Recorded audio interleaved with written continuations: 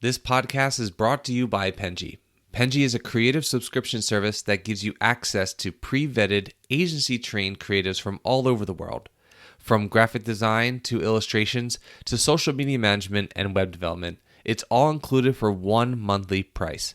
It's time to say goodbye to the hassle of searching for top-notch creative talent. With Penji, you get quality and consistency delivered right to your inbox every day. Carefully crafted for you by humans, so meet your new creative team today. Head over to penji.co for more and enter the coupon code located within the podcast show notes.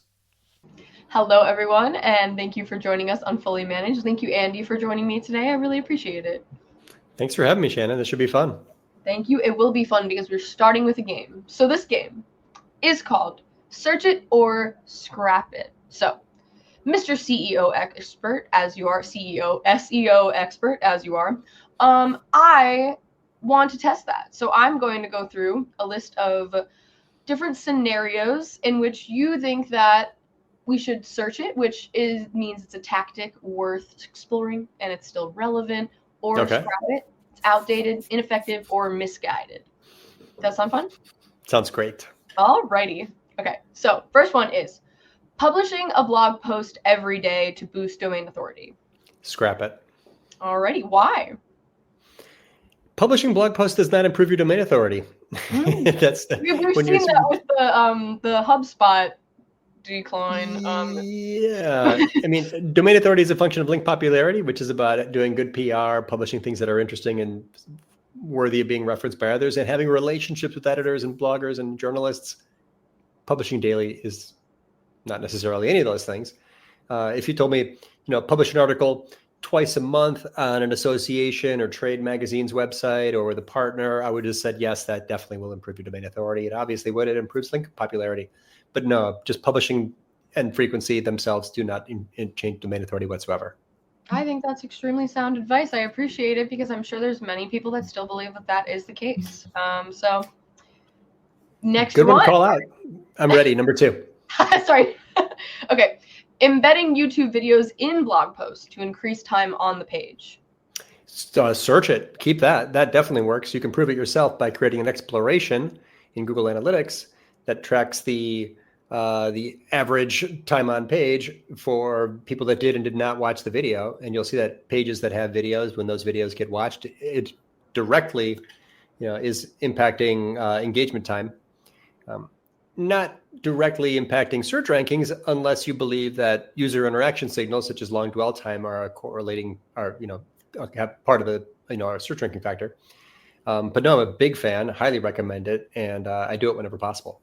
Awesome. I appreciate that. Next one, we have stuffing long tail keywords into meta descriptions. Scrap it. If you said into title tags or into headers or into body text, maybe yes. But meta descriptions, I don't think there's any evidence of meta descriptions having any correlation with search rankings. Do them. They might affect click-through rates, not rankings, but click-through rates, because meta descriptions frequently become part of the search snippet. Every description underneath every link in Google is either an excerpt from the page or the meta description. So it's not really, don't have high expectations. Do it well. Keyword focused, 155 character meta descriptions, but don't expect them to affect rankings. I wouldn't. No, I really appreciate this because I think that there's so much, what's the word I'm looking for? Superstition?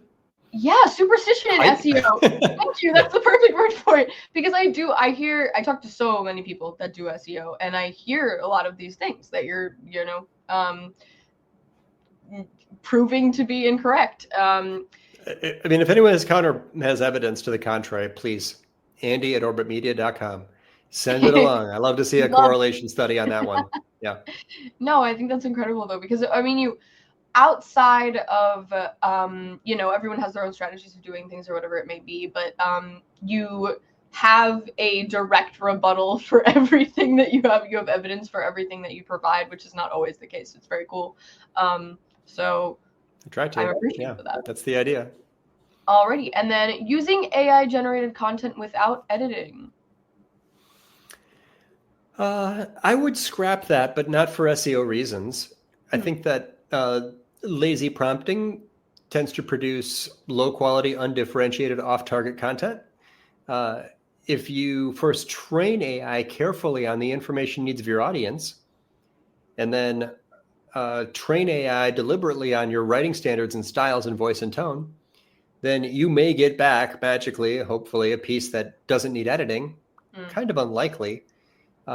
Nothing here has any implications for SEO. This isn't really a SEO or search or social or strategy whatsoever. But no, I don't think that's a good idea, because even a light round of edits on anything generated by anyone or any tool can benefit it a lot.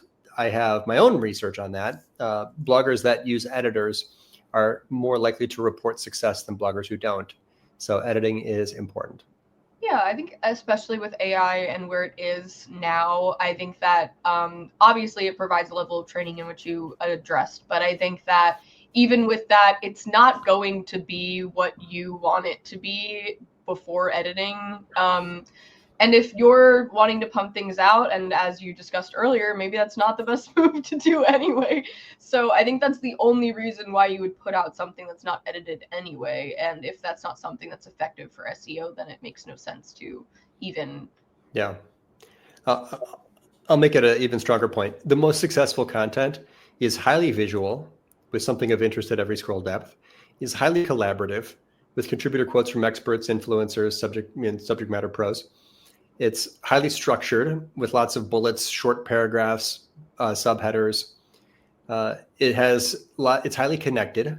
It has internal links to and from other pieces of content. It's filled with points of view, anecdotes, tiny stories, opinion statements. AI is good for none of those things. Yep. Especially points of views. I think that people are specifically looking for something that's human, regardless of whether they know it's used by AI or not. And I think that what people want is AI to be more human, and that's what we're getting towards, or whatever it may be. Mm-hmm. But it's not in any way close to that now. And I don't think people should be over-reliant on it, especially for writing content. Yeah. I love it for analysis. I love it for strategy. I love it for ideation. But take a look at any of the articles on orbitmedia.com and tell me, could AI have done that? I challenge you to pick one that you think AI could have possibly written. I'm going to go through them after this. I want to challenge that. Sure. What is it? Please. All right. Last one. Okay. Interviewing influencers purely for backlinks. I'd scrap that, because if your hope is to be cited by other websites, that's not really that's not really a strategy for that. Interviewing influencers, I could say to keep it if your plan was to get better social engagement, because collaborative content tends to work well on social media. Mm-hmm. Collaborating with an influencer tends to get, that content doesn't mostly get shared by them, which can improve social reach.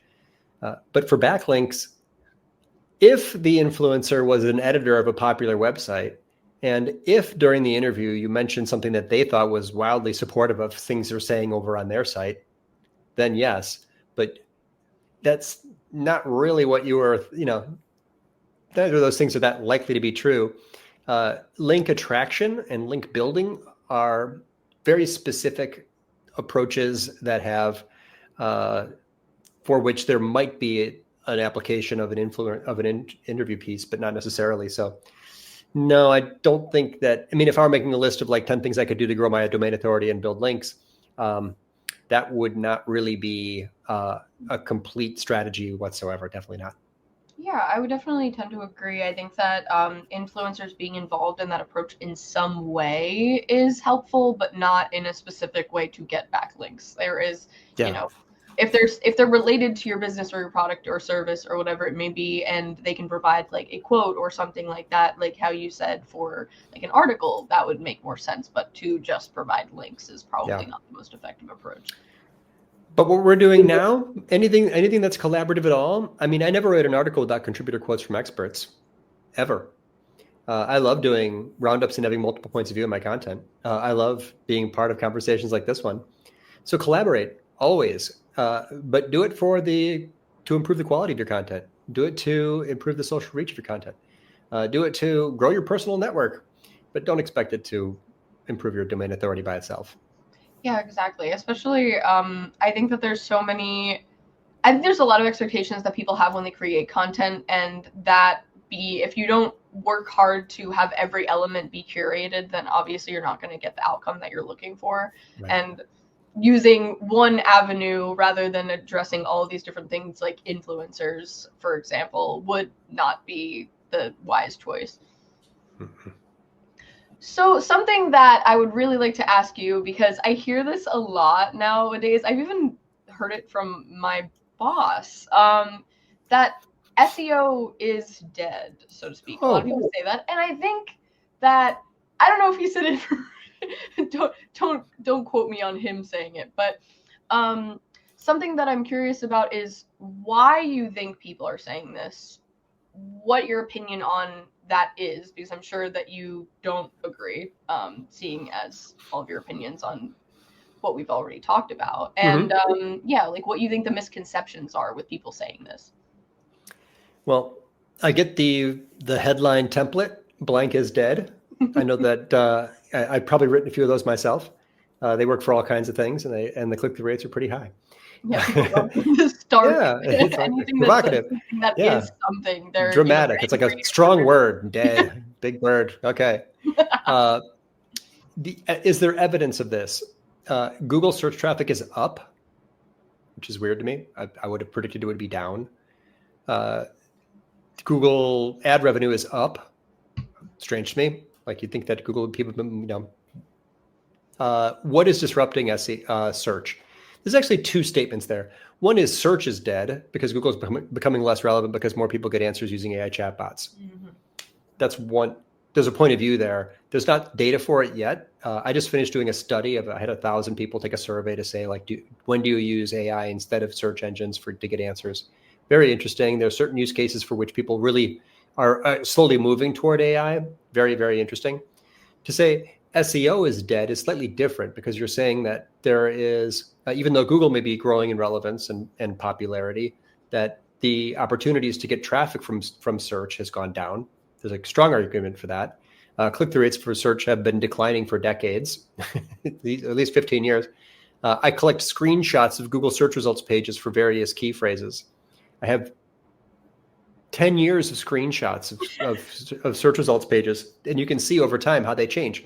It's not obvious, but there's phrases that you searched for 10 years ago that were like 10 blue links. Mm-hmm.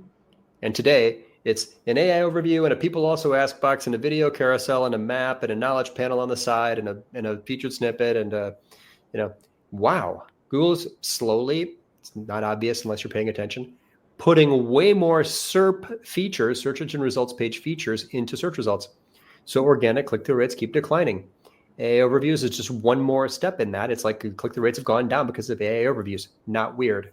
But anytime anybody says anything about something works or doesn't, you have to, if you're the real digital marketer goes deeper into the data. Click-through rates for which kinds of key phrases are down. It turns out if you look at any data set, including your own analytics, search traffic to blog posts might be down, but search traffic to the service pages, the money pages, optimized for the commercial intent key phrases, is not down in my data sets. You can see people who are searching still do sometimes have visit website intent, right? Yeah. It's like, graphic design resources or, freelancers for web development or whatever. People who search for that don't want an AI overview or people also ask box or a featured snippet. They want to visit a website. Yeah. So the question is, for something. They're doing research. That's right. They're researching an important decision. So for lots of commercial intent B2B key phrases, click-through rates are still strong. In fact, I don't really see them changing much. Even if Google puts a bunch of stuff there, just go check Search Console. See for yourself. So search is not dead.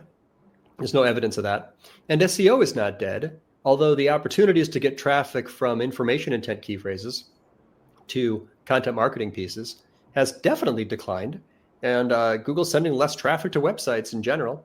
But those research-related big consideration decisions, people are They want to see who you are, what you believe, how many people work there, why did you get started? Can you help someone like me? So SEOs maybe haven't thought about it much till more recently, but I would suggest SEOs to keep in mind. Look at any key phrase, ask yourself, does that key phrase have visit website intent? Those are the ones to target. Yeah, I would definitely agree. I think that having like the whole SEO is dead phrase, I think came about because of AI. I would theorize, at least, because I feel like when AI was getting more popular in search engine, I think that was when I was hearing it the most. And I think that it's just fear where it comes about, where people are worried that like my current method is obsolete, which I think is possible. I think that maybe the way in which you interact with the search engine may change because of this. For But I sure. don't think that necessarily means that it's dead. Maybe your approach is dead. Maybe the way in which you were doing it before is dead, but the actual idea of it is not, especially for services where someone has a purpose for going to the search engine that isn't informational or necessary for, like, if they have an intent to purchase something or they have an intent to look to purchase something, the AI is not going to determine that. They might give you a list, they might provide some kind of summary, but most people aren't making decisions where money is involved very quickly based off of like an AI overview. Yeah, I mean, a lot of things you're not going to like add to cart. They're not transactional decisions. They're more of a consultative decision make, right? Like, so I pulled up real-time analytics. I'm looking at my own site's data. There's 40 visitors on my site right now. About a third of them came from search. Is search dead? I don't think, not for them. Don't tell them that. They just click through from the search engine. Exactly. Oh, I'm so curious too, because you mentioned earlier I don't know if you're allowed to share this, because I don't know if it's like a study that's coming out later. The AI, what people use AI tools for, and what they use, or AI search for, and what they use Google search for. What are some things that surprised you about that? Because I think that's so interesting. It's very interesting. This is new data, and we can link to it. It'll be. I'll make sure to share this, and we can find a way to make sure the listeners contact me, Andy Dobert Media, or find me on LinkedIn if you want to ask me about this later. But here's the data, a preview of it. For quick answers, search engines are still dominant. 77% would use Google, only 23% use a chatbot. On the other end of the spectrum, for step-by-step instructions, chatbots are actually only 60% of people are using Google, and 40% of these 1,000 respondents are using an AI to get step-by-step instructions. So what you're seeing is the shorter the answer, the more likely people are to just use Google, because the answer will appear there at the top. The longer the answer, for the more research-based decisions, the more likely the person is to use an AI chatbot. And maybe, if think about the use cases, if you want something that, like, there's like a multi-parameter decision. Will Reynolds gave this example in a session. It's like, I want an SUV under $60,000 that gets this kind of mileage and has a third row, and it has a in this color interior. You can't really search for that in Google. There's too many parameters. Yeah. Or for other things where it's just like a low recall question, it's like, what was the name of that actor who was in both this movie and that movie? I can't think. He had blonde hair. ChatGPT is perfect for both of those use cases. Google is terrible for both of those use cases, right? You can't say, Google, what was the name of that actor? Who is it? Like, it's not conversational. Yeah, they don't know how to talk to you. Yeah. Yeah. When do we query? When do we prompt? When do we want to have a conversation, and when do we just want to look something up? Google is information retrieval. It's going to feed back information that it found. AI is actually a generative answer, right? It can create a new answer, and after you prompt, you can take the next step in the process.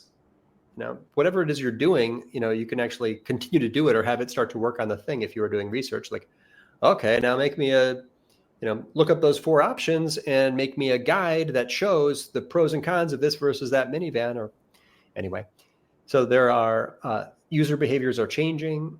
I don't think Google's going to ever go away. They're just such a powerful player. They have such massive market share, and they've adapted to AI pretty well. Human behavior change is pretty slow, but certainly there's tons of use cases where AI is a fantastic way to get an answer. It's sort of like writing like a custom. And this is why bloggers need to avoid focusing on some of these like best practices articles that we all used to write, that I've written hundreds of. Because if your audience wants best practices, they can kind of just get that generated for them. Now is the time to focus on the really differentiated formats for content, like strong opinion and thought leadership, or original research and new data, new statistics, collaborations with influencers and stuff like we're doing now, like just like hang out, talk, record, interact, offline formats like events, or just online communities, build a community and you're secure from changes in AI and Google. Or what I do, publishing directly to a platform. I ever since click-through rates for Google went down so much and all the bloggers are losing their traffic from search, I'm actually more visible than I ever was because I launched a LinkedIn newsletter. Mm-hmm. Publish on the platform. Like I'm almost like partnering with LinkedIn to get this content out there. Google doesn't want to send SEOs traffic, but mm-hmm. LinkedIn wants subscribers to visit their LinkedIn newsletters. So it's a question of, should we build on rented land? What is the upside for that? What's the difference between being a partner with big tech or being sort of in tension with big tech? Interesting times, Shannon.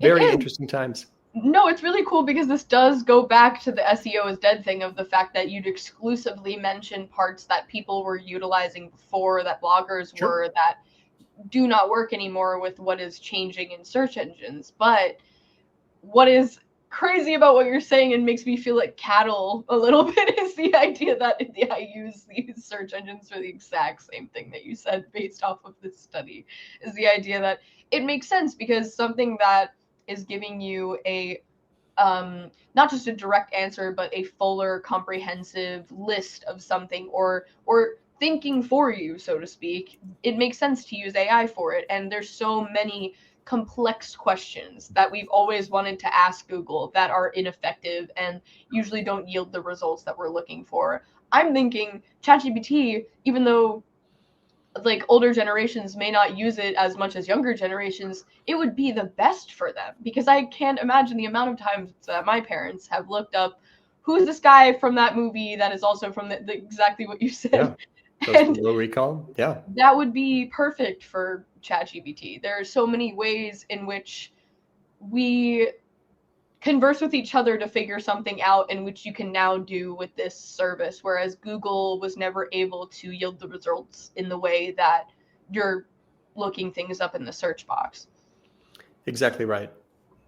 Sometimes we want, and it's, if there's a comparison, it's like 5 years ago, sometimes you went straight to Wikipedia for a thing, and sometimes you go to Google for a thing. It's a bit like that. There's like a switch in your mind where you're like, do I want to look something up and have information retrieved? Or do I want to have a little conversation about, what's this weird thing I'm looking for? Or what are my options? Or, I'm considering this versus that, two wildly different things. Like, what are the pros and cons of this decision I'm making? Google doesn't really do that. When you're retrieving information, it doesn't do that. So Google will catch up. They're doing a fine job now. The AI overview, though SEOs hate it, is mostly doing that job. So the difference is if you do the same thing in an app like ChatGPT, you're not tracked. It's private. They're not setting you ads, at least not yet. It's cleaner. It's faster. There's lighter weight. Sure, there's maybe, I'm kind of a tree hugger, but the environmental impact of prompts may be higher than the Google query. But if you click through to a website and you see like a million ads and you download a ton of JavaScript and there's a million CSS files and the video overplays and I think it's probably lower energy use to just get simple answers in ChatGPT than to click through to a website and get like, you need to move all these, overlays and pop-up windows off your screen and scroll past that video it's playing. The mobile experience for the web is pretty terrible today. And the experience for ChatGPT getting answers from an app is actually quite lovely. It's funny. Did you read the recent article that came out about saying thank you to ChatGPT and like the implications around? I'll find it and send it to you after this. But I think this is very funny. Of the idea that just saying thank you is wasting energy, and people should stop saying thank you to ChatGPT because it's not like. But people that I guess have That's normal funny. manners or are fear that robots will take over the world one day, and that Oh. AI is gonna like people that have that mentality are saying thank you because they're like maybe they won't go after me. I don't say thank you to AI. I don't say thank you to my car, and I don't say thank you to this mouse. Why say thank you to the AI? There is a reason. Some AI pros believe that if you say please with your prompt, that it puts you into sort of a corner of AI's probability matrix that increases the likelihood of a good response. Huh. I haven't seen the data. I would love to see that. If there is They- data behind that, that's so interesting. They all talk about, I've heard that mentioned in a lot of conferences and articles and sessions and podcasts, but really, could someone, again, please send that to me? I test it myself, and it's basically the same answer with and without please. Thank you. What's the point? I mean, yeah, there would be a risk, in us thinking AI is our friend. Like, it's not your friend. You don't need to be polite. I think it's about the idea that you're having a conversation with something, or it feels as if you're having a conversation with something. So if you're normally polite in the way in which you interact, then it might just be common sense to you, almost like you feel rude not doing it. Because I noticed that I was doing it, and then I read this article and I was like, oh, I guess stop thinking AI because it's probably, it's already using so much energy in order to work. So maybe I should not be wasting it to say thank you. But I didn't even process that before reading this because I was just doing, this is how I normally converse, and I'm having a conversation with this thing in a way. So I think, oh, okay, I should say thank you, and it helps me, which is so funny because you don't think Google. No, it's like, and that's a testament to how good it is that social norms don't apply here, people. It has no thoughts or feelings. It is a probability matrix for the next token of language in a sequence. It is You're math. going to be the one that AI gets when it becomes sentient. Fine. I'll be the first to go. Take it. You win. Yeah, that's like I've met people talking about AI at conferences. I met like a transhumanist, like literally looking forward to the next stage of human evolution where we have like built-in parts, and there's like an AI is like AGI. Have you heard this? It's like the moment at which AI becomes sentient or has a consciousness. People are very fearful of. I've seen a very good show on that, but Yeah. I don't know necessarily. I like Black Mirror too, but I'm not being polite to my computer. I'm sorry. Yeah, if it's unnecessary. I mean, that article really was eye-opening to me. I was like, oh, okay, I shouldn't be doing this. For an energy reason. Yeah, there's actually. And while we're ranting, just briefly, Shannon, indulge me. People who, like the marketers who are like, oh, AI uses power. Hold on a minute. That prompt uses 1,000th of the power that your last 1 hour on Netflix used. Yes, exactly. Why aren't marketers outraged about streaming video? Oh, because they don't feel threatened by it. That's right? Yep. Yeah. Mm-hmm. If you next time you binge watch a show, keep in mind you are using way more energy than a typical prompt. Although I think it's been explained to me, like some of these deep research prompts and these image generation or video generation prompts actually are pretty intense. And there's a good reason why big tech is buying nuclear power plants. Like they're actually buying, it's like energy is a big, we need the transition here, people. This is not, I'll be happier and life will be better when this world is sustainable. Yes, I definitely agree. So you actually are a big advocate for ethical digital marketing. So on this same vice, what are your ethical concerns for AI outside of maybe the, being green, so to speak, for it? Because Sure. we all kind of know, I think, the energy concern. Well, there is, we're moving toward a future where AI is one of our visitors. So an AI agent can be told to go do things like research 5 companies. So we do web development. Orbit Media Studios does B2B lead generation websites. A potential prospect says, I want a B2B lead generation website. Go find me 5 companies that do B2B lead gen websites. I want them to be certified B Corps. I want them to be experienced in manufacturing sites. I want them to know how to do integration. So this agent starts crawling around the internet and making for them a buyer's guide. Cool.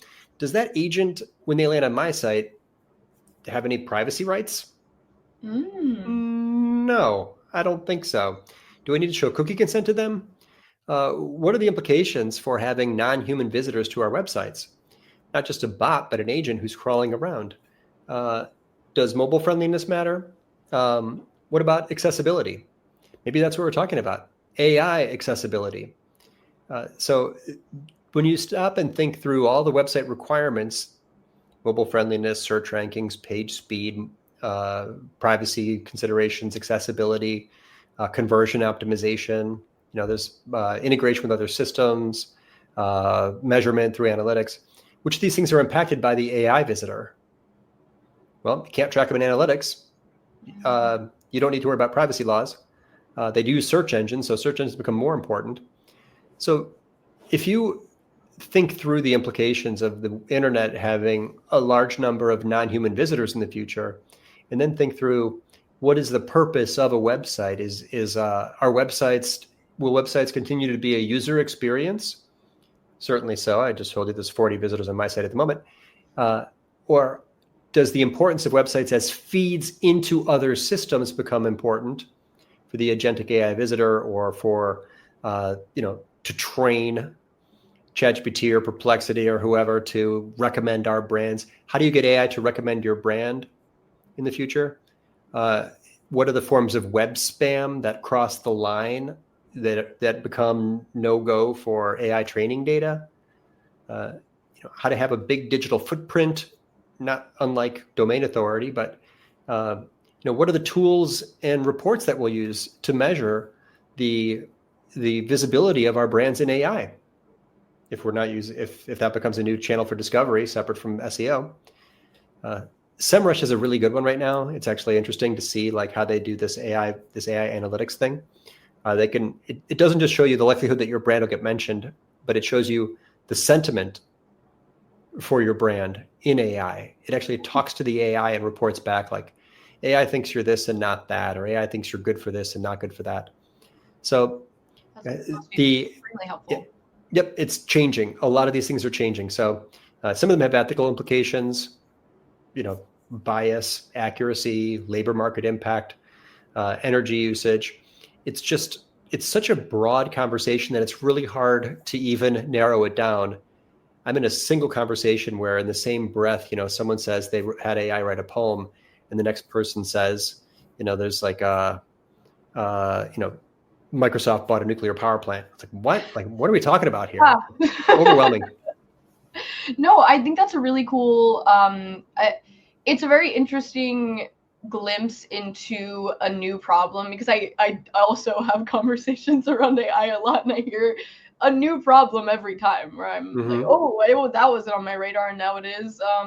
But it's interesting, the development of, I didn't even think of the side of website building in the idea that it is meant for user experience now, but it might change in the future. That is just a new world as well. Yeah, I mean, imagine a web page that works perfectly for the AI visitor. Mm-hmm. It has a very simple UX, and it has a very large amount of content. So if that's effective, then maybe we should each have a page on our website that's simply there for AI training. Mm-hmm. And that page is like a stripped down version of just this massive bullet point, keyword focused, just exquisite detail about everything you can do for every industry with every angle on every service you offer.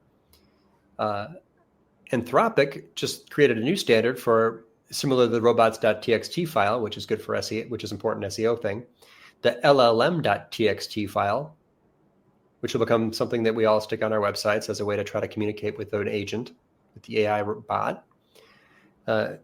So this is a moment where we need to think differently about how we get discovered, about how we explain what we do, both prioritizing our websites as AI training data and creating unique, remarkable experiences online and off for our target audiences. So we have to be both better for AI agents and better for humans and differentiation and memorability. It's Build a really, brand and train the bots. yeah, I think that it's gonna be a very interesting place in the future to have to navigate around people, user experience, and also AI, and the amount of training that we might have to go through in order to do that. It's just so interesting to be. I know I've said interesting so many times, but it is interesting. It is. It is. It's Here we are, fascinating. 2025. Yep. Yep. It's I mean, if you got into marketing because you wanted a slow, boring, stable category, you're in the wrong place. Nope. I think I see AI as the equivalent of flying cars, like what people thought was going to happen. Nowadays, it like is very much this crazy phenomenon that I feel like people would be like, no way, if they heard about it so and so years ago. I think that's wonderful. Feels like magic, but It it's is. not. It's math. It's weird. It's math, not magic. Let's all remain calm. It's a tool, and it's not even the first disruption in this generation. I mean, we saw the mobile social revolution. That changed a lot. That had big implications for like democracy. And prior to that, the internet, right? I mean, I remember when that was new. Like that, there's disruption like this regularly, and we should all we shouldn't be surprised that there's another new one. It's just the latest one. Yeah, exactly. There's no need for fear in change. It's just something that will happen. Obviously, there is reason for fear for specific things that are ethical concerns with change, but I think that as long as we're learning and teaching ourselves as we are adjusting to this new environment and new technology, I think that those concerns will be soothed over time, hopefully. And this is very, so here's a message to everyone who's in marketing or sales or technology.